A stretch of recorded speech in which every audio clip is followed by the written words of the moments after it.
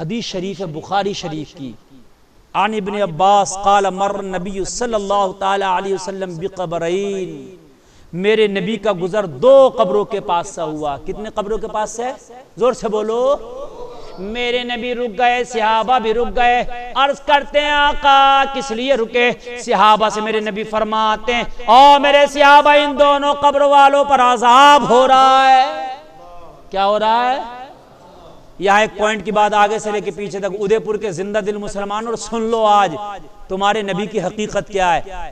قبر کا مردہ قبر کے اوپر بیٹھا ہوتا ہے کہ قبر کے اندر لیٹا ہوتا؟ زور سے بولو۔ اچھا آپ بھی کبھی قبرستان سے گزرتے ہیں، گزرے ہوں گے آپ کے گاؤں میں، غیر گاؤں میں، تم بتا سکتے ہو کہ کس قبر کے مردے پہ عذاب ہو رہا ہے کس پہ نہیں ہو رہا؟ نہیں بتا سکتے۔ کیمرہ لگا لیو نہیں بتا سکتے، دوربین لگا لیو نہیں بتا سکتے، کمپیوٹر لگا لیو نہیں بتا سکتے، نہیں بتا سکتے۔ نبی کو اللہ نے وہ علم دیا ہے، چل رہے ہیں زمین کے اوپر، دیکھ رہے ہیں قبر کے اندر کا ہے۔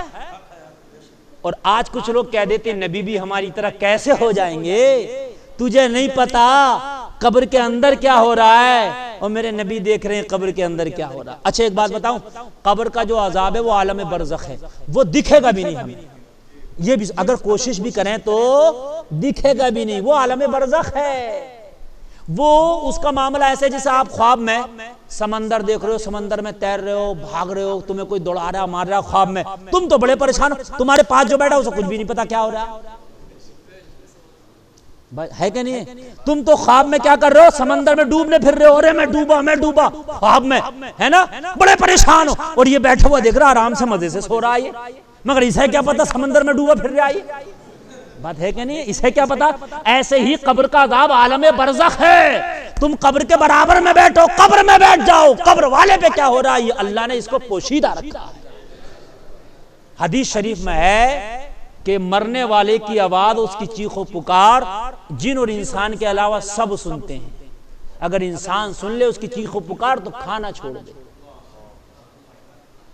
بہت خطرناک معاملہ ہے۔ تو یہ عالم برزخ بڑا خطرناک معاملہ، اس کا اگر کوئی درندہ کھا گیا تو پیٹ میں ہی حساب کتاب سب شروع، اور وہیں پر عذاب و جزا سب شروع ہو جاتا ہے، اسے درندے کو بھی نہیں پتا چلتا۔ یہ تو اللہ کی شان ہے، سمجھ رہے ہیں؟ اب یہ اللہ کی شان ہے۔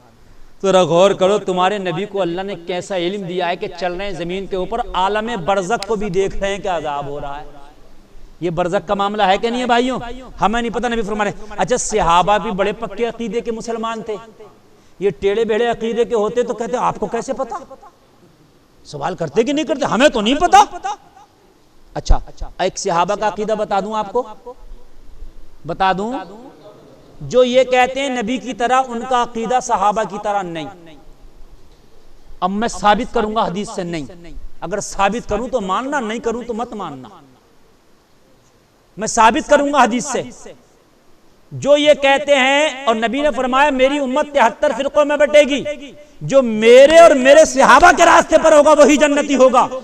اب بتا دوں صحابہ کا راستہ کیا ہے؟ نبی نے کہا قبر میں عذاب ہو رہا ہے، صحابہ مانتے تھے ہم نبی کی طرح نہیں ہیں، اگر ہم نبی کی طرح ہوتے تو ہمیں بھی پتا ہوتا ہو رہا ہے۔ بات ہے کہ نہیں ہے؟ ارے بہت کہتے نہیں کہتے، صحابہ کہتے یا رسول اللہ آپ کو کیسے پتا ہو رہا، ہم بھی تو آپ ہی کی طرح ہیں، مگر صحابہ کو پتا ہے نبی ہماری طرح نہیں ہے، اس لیے ہمیں نہیں دکھتا، انہیں دکھ جاتا ہے، اور صحابہ نے منع بھی نہیں کیا کہ نہیں ہو رہا ہوگا، اس لیے صحابہ کو پتا ہے ہم بھی نبی کی طرح نہیں ہیں، جو انہیں دکھتا ہے وہ ہمیں نہیں دکھتا۔ اگر صحابہ سمجھتے نبی کو اپنی طرح تو کہتے تمہیں کیسے پتا ہے، ہمیں تو نہیں پتا، اور اپنے آپ کو سمجھتے نبی کی طرح تو کہتے ہمیں بھی دکھ رہا، بات ہے کہ نہیں ہے؟ لیکن صحابہ کہہ رہے ہیں یا رسول اللہ ہمیں تو نہیں پتا، مگر آپ کہہ رہے ہیں ہو رہا ہے تو ہم نے مان لیا ہو رہا ہے۔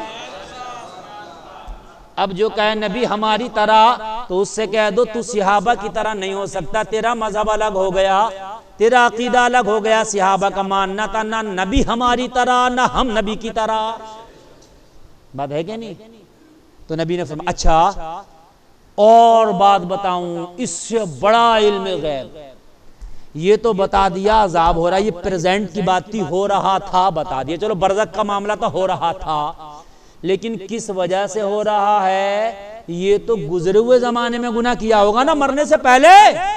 نبی نے فرمایا اما احدہما فکان لا یستتر من البول واما الاخر فکان یمشی بالنمیمہ۔ اللہ کے رسول نے فرمایا او میرے صحابہ، او میرے غلاموں، سنو سنو، انہیں جو عذاب ہو رہا ان کا گناہ بھی سن لو۔ ان میں ایک وہ تھا جو پیشاب کے وقت پیشاب کی چھینٹوں سے اپنے آپ کو نہیں بچایا کرتا تھا۔ آج ہمارے کتنے نوجوان استنجا نہیں کرتے ہوں گے، کتنے نوجوانوں کی پینٹ ایسی ہیں جو استنجا کرنے نہیں دیتی، بیٹھ کے پیشاب کرنے نہیں دیتی۔ بخاری کی حدیث ہے، پیشاب کو نہیں کہہ رہے، پیشاب کی چھینٹوں کو کہہ رہے ہیں، پیشاب کی چھینٹوں سے اپنے آپ کو نہیں بچاتا تھا، اس وجہ سے اس کو عذاب قبر میں کیا کیا گیا؟ گرفتار کیا گیا۔ بھائی بات سمجھ رہے کہ نہیں سمجھ رہے؟ اب سمجھ لیں، آپ جو لوگ ناپاک رہتے ہیں، کسی سے بات کرو چلو نماز پڑھنے کے لیے، مولانا کپڑے ٹھیک نہیں ہے، قبر میں ٹھیک ہو جائیں گے کپڑے، بڑا خطرناک معاملہ ہے میرے بھائیوں۔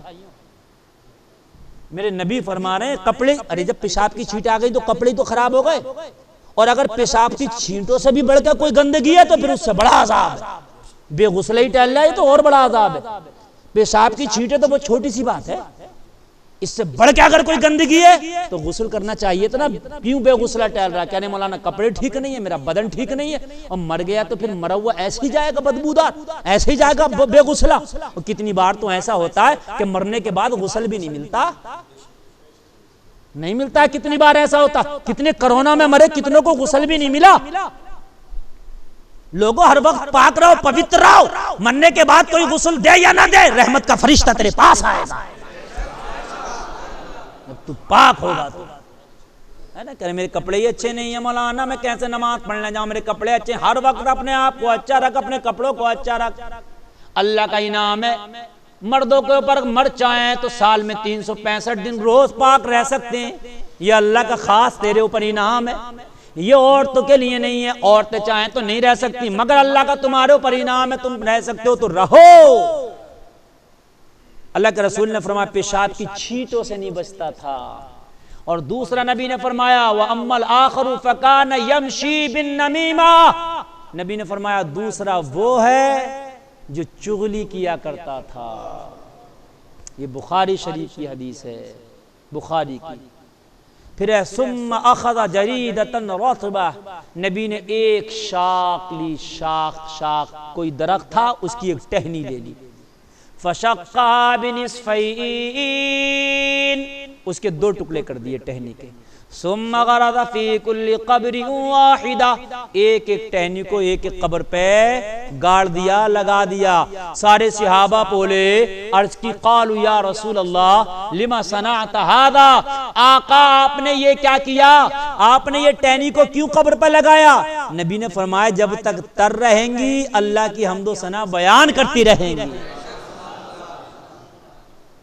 اسی لیے اگر قبر پر کوئی ہرا گھاس ہے تو اسے بالکل ختم نہ کرو۔ ہری گھاس جب تک قبر پہ رہتی ہے وہ اللہ کی حمد و ثنا کرتی ہے، اس سے مرنے والے کو فائدہ ہوتا ہے۔ قبروں پر پھول ڈالا کرو، پھول بھی تر ہوتا ہے، وہ بھی اللہ کی حمد و ثنا بیان کرتا ہے۔ اس حدیث کی روشنی میں پھول بھی قبر پہ ڈال سکتے ہیں، پھولوں کی چادر بھی قبر پر ڈالی جا سکتی ہے اس حدیث کی روشنی میں۔ ہاں کپڑے کی چادر ڈالنے کا کوئی فائدہ سمجھ میں نہیں آتا، کوئی فائدہ نہیں ہے، لیکن اگر آپ کو ڈالنا تو پھولوں کی چادر ڈالو، چادر نہیں تو پھول ڈال دو، کیونکہ نبی نے تر شاخ گاڑی تھی اور کہا تھا اللہ کی حمد و ثنا بیان کرے گی، اور اس کی حمد و ثنا بیان کرنے کے صدقے اللہ ان کے گناہوں میں تخفیف کرے گا۔